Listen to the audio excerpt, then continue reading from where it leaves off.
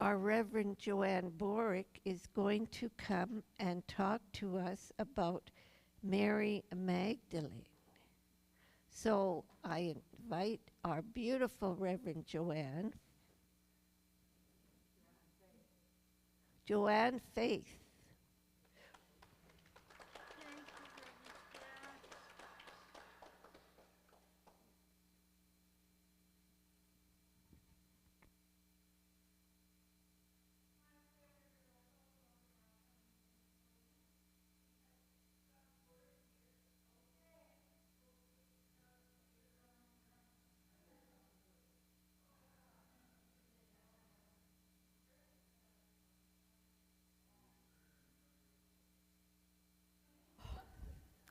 I'm in my center. That's what matters.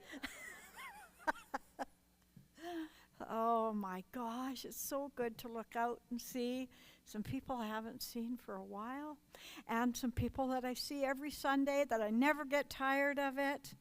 So good morning and welcome to the Center for Spiritual Living, Red Deer. I'm Reverend Joanne Faith, Peace and Love. And I want to welcome you to the Divine Feminine Day, Divine Feminine Principle Day, commonly commercially known as Mother's Day. Please join me in an opening affirmative prayer. In the consciousness of love, there is only one. In the consciousness of gentleness, peace, and nurturing, there is only one. There is only one Creator, one God, one me, one you. All working together and moving in the same cycle, in the same circle. The circle of awareness, joy, peace, and love. I speak these words in the first person, but I know they're true for each person here in body, mind, and spirit who claims it as their own. I speak as a feminine. I speak to the feminine in each of us, in all genders, in no gender. The mother represents so much. The earth, the heart, the existence of all. I remember who I am at the core. I see you for who you are. And I look at the world through the eyes of the mother. With loving thanks for this truth, for the discovery of the Magdalene manuscripts, and so many ancient texts that teach us the core truth about love. I am grateful for the women and men in my life who have nurtured me, for the women and men in my life who know this truth. I let it go. My word is heard. It is truth, and together we say, and so it is. So this Sunday is dedicated to something deeper than giving birth. Well, maybe it is about giving birth. It's about birthing yourself. I believe we're all mothers, all men, all women. Anytime we experience and practice truth, anytime we help somebody else, anytime we acknowledge what our values are and we give gifts to somebody else, we're honoring the mother within and the mother without. Our greatest gift is nurturing each other and one another. I've done quite a few talks about Mother's Day, and it's one of my favorites, not because I had the greatest upbringing, but it was as colorful as that beautiful dress. I remember Carmen once said, my growing up was colorful. I like that word. But one talk I did was called Things My Mother Taught Me. Some of you might remember. I phoned a few people and I said, give me a lesson that your mother taught you. Oh, it just gives me goosebumps when I think about how important mothers are. And some people said, well, my mother never taught me anything, but my grandmother, my father, my grandfather. You know, I'm talking about generational wisdom that's passed down from generation to generation. So this Sunday, I want to celebrate that. And I was thinking about what do I want to talk about. When I was thinking about mother, the word that comes to me is Mary Magdalene. So this talk, I had read the Mary Magdalene manuscripts revealed by Megan Watterson. I'd read it 3 times, and I thought, I'm going to write about Mary Magdalene. Then I was looking through the books in my bookcase, and I saw 2 books I got from Ernie that I read. And it was called Yeshua, which is Jesus' name, and Mary Magdalene. And the other one was called Anna and the Magdalens. And then I looked somewhere else, and I saw this book called The Gospels of Mary Magdalene. I thought, holy smokes, there's no accidents. I'm supposed to write this talk. So the first thing I thought I have to do is read all these books again. Well, that wasn't going to happen. But I want to tell you a story about Mary Magdalene. There's lots of stories about her. Some of them are confirmed and recorded, and some of them are just handed down. The ones that are recorded were found in the sand dunes of Egypt and a couple of other places, and not discovered until the late 1800s. But Mary Magdalene, that wasn't her name. And just like Jesus' name wasn't Christ. In ancient times, your other name was based on something that happened in your past or something that was your identity. Mary Magdalene was a part of a tribe of Magdalene women that lived in the Magdalene Islands. Just like Christ wasn't Jesus' last name. That's a consciousness, the Christ consciousness of love. So this story was from Yeshua and Mary. And I don't know if it's true, but I like it. So the story goes that Mary Magdalene and Jesus met in a market. And in ancient times, everything was sold in markets. And Jesus would take his carpentry work, and Mary used to dye bolts of cloth and take them there, and they would each sell their wares. Well, just like in this day and age, Mary Magdalene was eyeing him up. She had this thing, and she thought, that Jesus, he is something else. And not just his presence, but even back then she wrote that there was a way he talked to people. There was a gentleness about him that she'd never really experienced in the male energy. And I have to tell you that Yeshua and Magdalene was a channeled talk back and forth. He would ask Jesus questions and Mary Magdalene questions, and they would answer him. So this was that story. And so she had this crush on Jesus. And over time, they decided they wouldn't go home right after. They would tell their parents that they had to, it took a long time to pack everything up, and they started spending time together. I think we call that dating. Well, in that day and age, it's so similar. We keep repeating the cycle. Right? So Mary Magdalene, somebody told her mom and dad that she was seeing Jesus, the carpenter, and in that day, carpenters were the lowest of the low, and she was not allowed to see a lowly carpenter. So she got grounded. She couldn't go to the market anymore. And her dad was feeling pretty bad that her mom kind of grounded her, so her dad said, you can have 2 hours of grace every day. You can get out of the house, you can go to the desert, you can do whatever you want, but you just go to the desert and use this time to reflect. So she did that, and as time went on, he started giving her papyrus he was making out of pulp. He would make these sheets of paper, and he gave them to her, and he said, take these blank pieces of paper and meditate on them. But he didn't know she was a fabric dyer. Guess what that dye could be used for? Writing. So first of all, she started writing prayers, and she stuck them in these holes in the side dunes, in the sand dunes. And that's still a practice today. You can roll up prayers in Egypt, Jerusalem, and put them in the sand dunes. So she did that. Well, pretty soon somebody saw her, and they said to Jesus, "Guess who I saw in the desert?" And so he started going and meeting with her. And so as her recordings changed, they went from prayers to manuscripts and the teachings that Jesus gave her. Okay. So I did tell you, I just skipped a whole bunch of stuff that I guess wasn't important. So they discovered these manuscripts in 1896.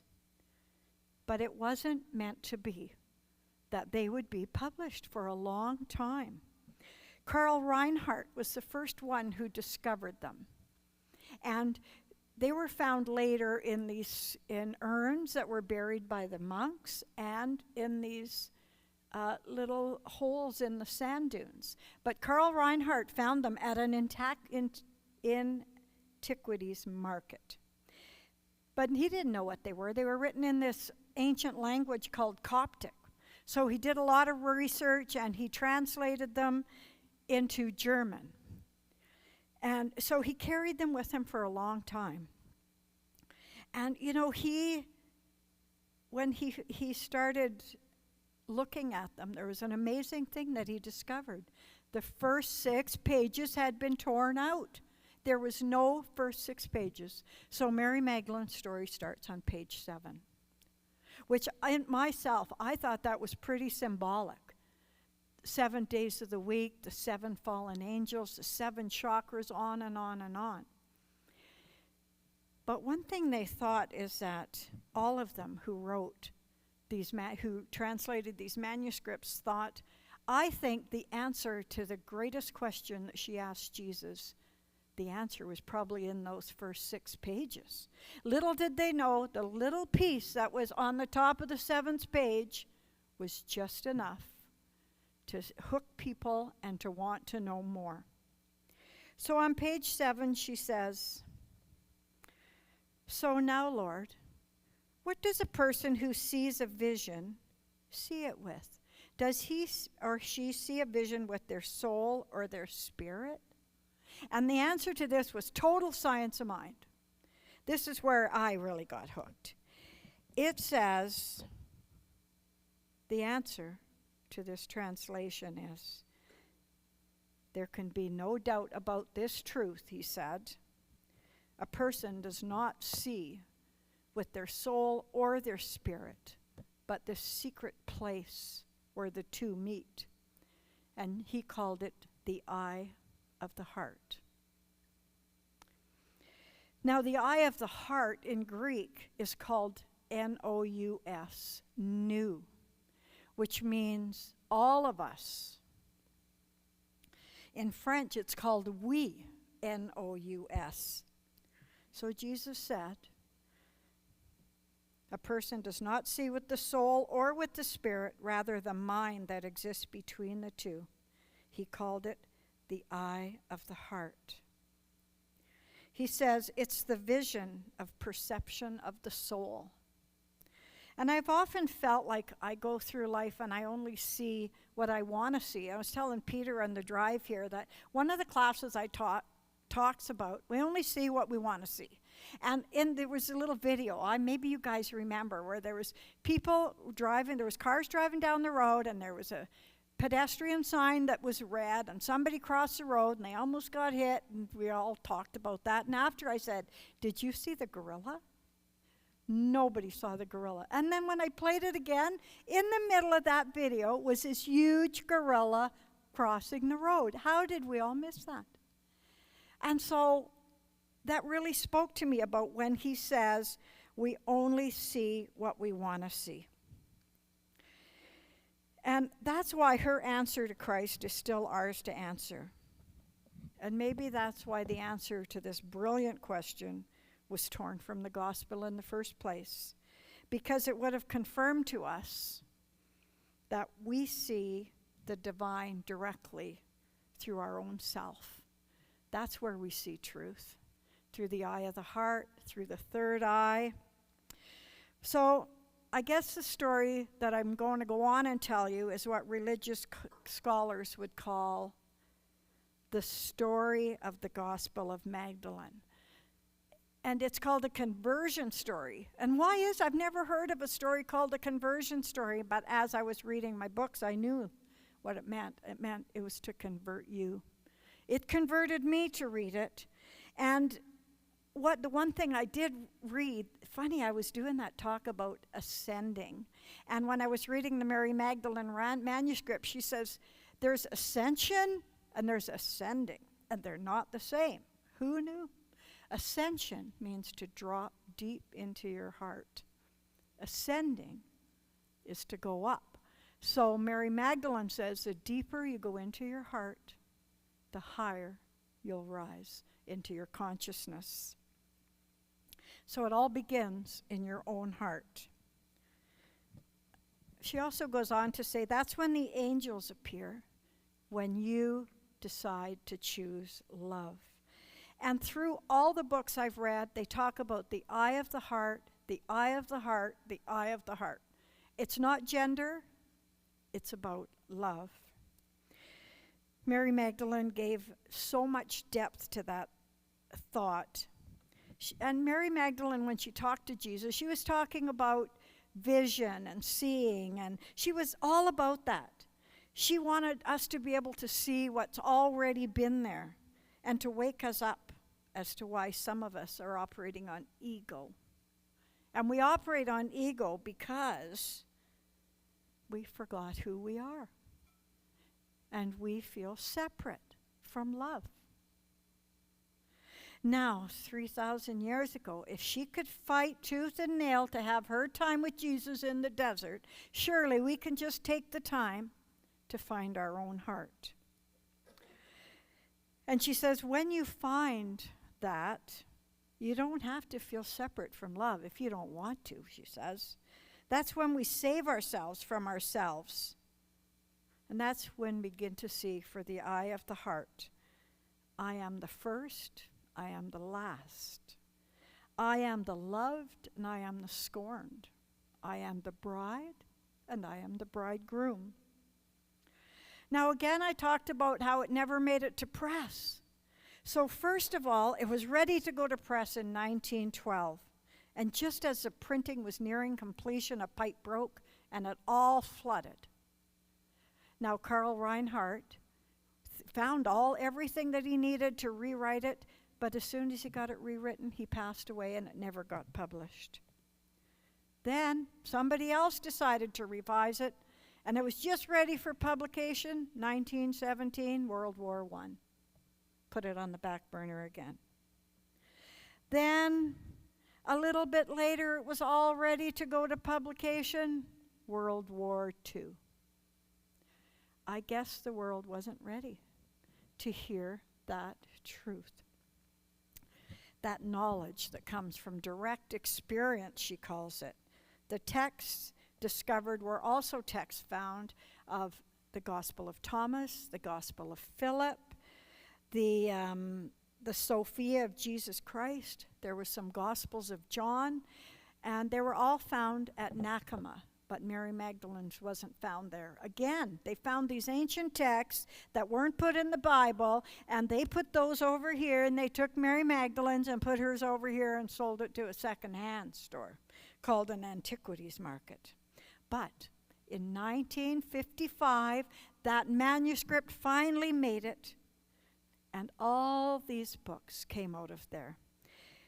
In one of her books, she talks about there's a book that you could buy.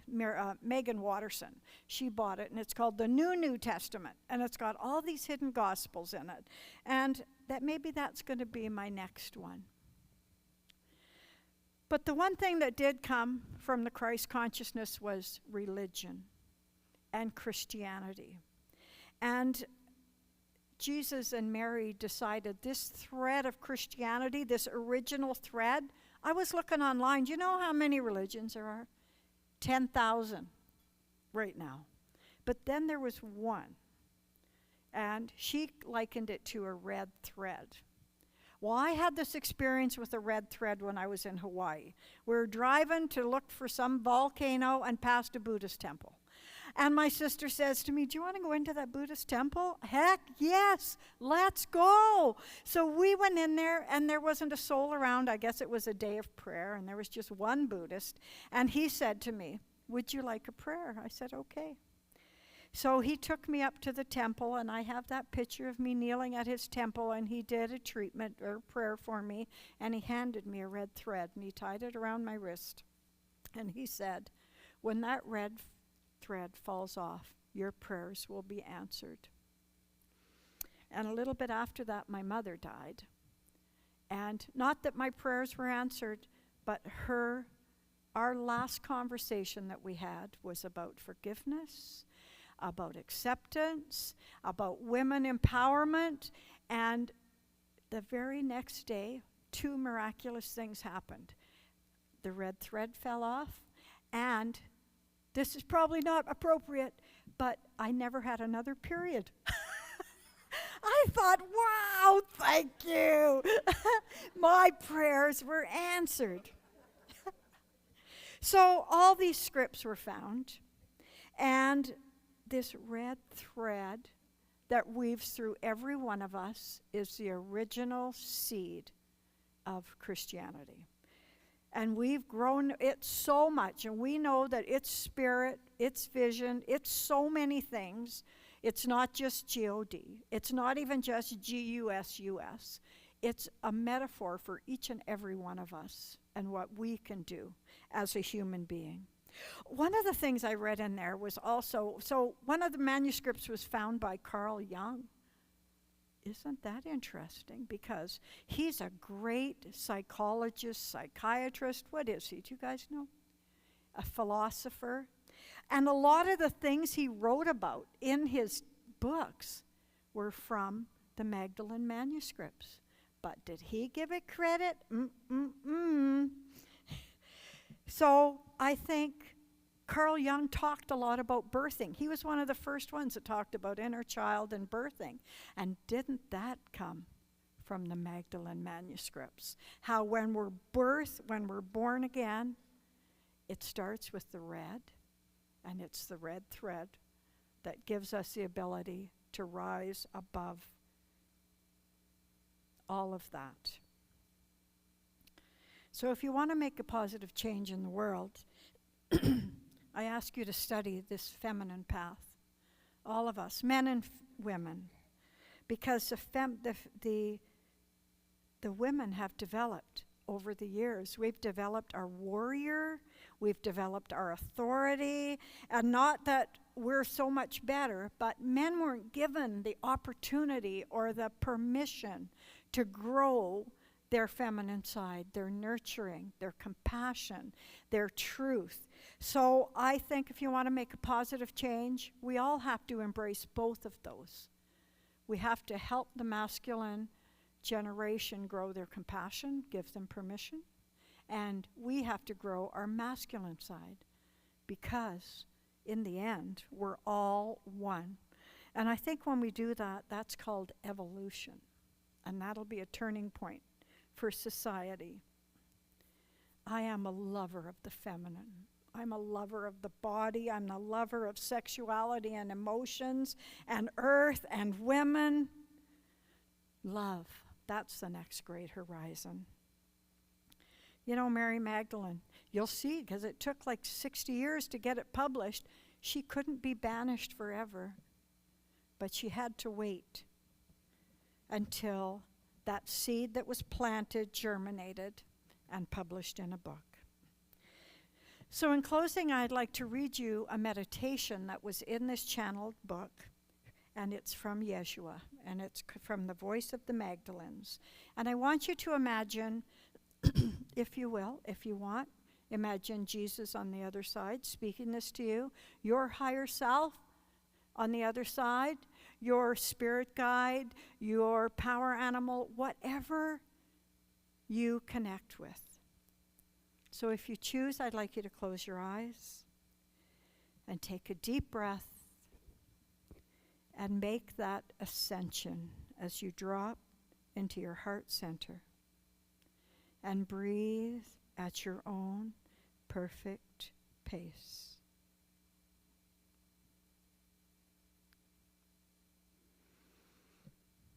A guided meditation from Yeshua. Imagine me as a dear friend or an orb of golden light coming to meet you face to face. A radiant golden sphere of light surrounding you with this calm and illuminated space. Breathe the breath of life. I invite you to slowly and gently breathe with me. Join your breath with mine. Simply breathe. As you exhale, send any tension or weariness into the light or flame as you may imagine inside your heart. And see my heart flame growing brighter with every breath you breathe. Inhale. Breathe in my eternal light. Breathe in my eternal love. Breathe in my peace. Exhale. I breathe in any pain you may be feeling. It's all right. Inhale. Feel the warmth of my love expanding your heart, igniting your heart flame. I send you my love and my peace upon the wings of my breath. Breathe in peace.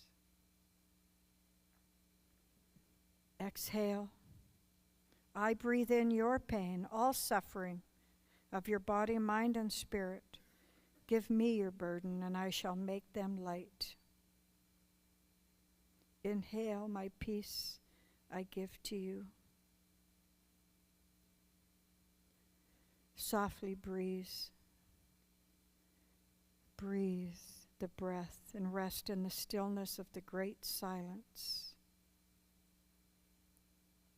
Simply be aware of your breathing, nothing to do but follow your breath. Just come back to your gentle breathing.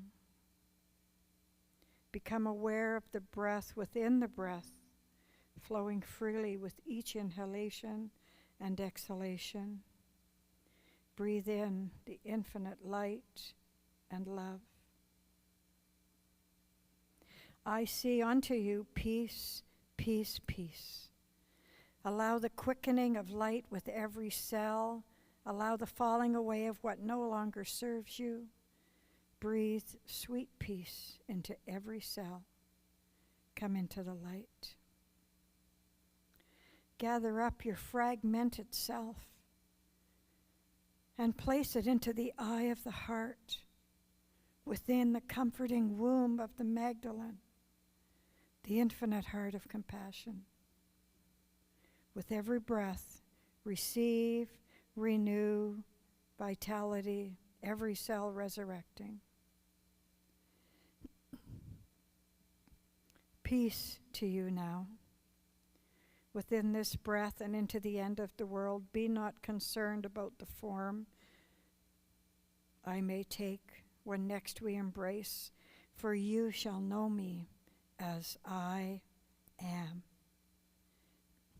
Beyond all form and names, it is for you to choose, and in this way know yourself as the Christ Magdalene you seek. Lo, I am with you always.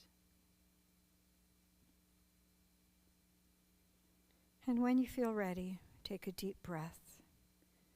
Know that the eye of the heart's open.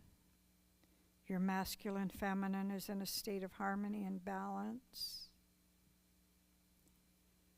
When you feel ready, you can open your eyes, fully alive, fully aware, and fully awake. As I leave you today, I left some red threads out there in a basket to remind you of the masculine-feminine state of harmony and balance. I know that this day of divine feminine principle is a glorious day. Life is good. Love is good. So are you, and so am I. Thank you. I am Reverend Joanne Faith, peace and love. And I wish you all an amazing Mother's Day.